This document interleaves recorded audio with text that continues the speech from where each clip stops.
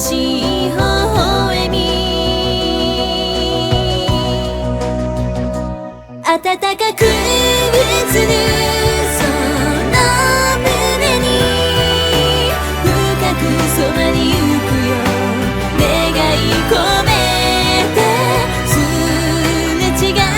時の中で手探りで見つけた幸せ、澄んだ夜空も仰ぐ星、迷い巡り落ちたかけらひとつ、手と手をつなぐ指、かけがえのない愛に触れ、もう一度ここでまた始まる。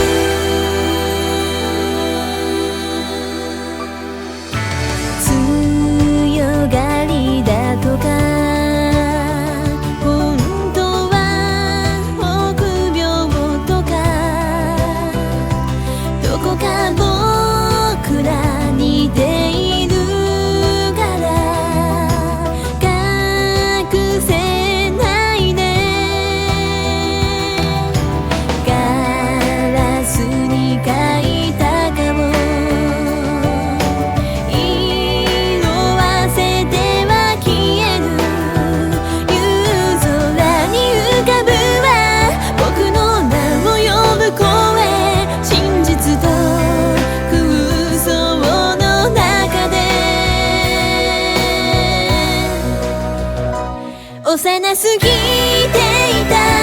過去たちが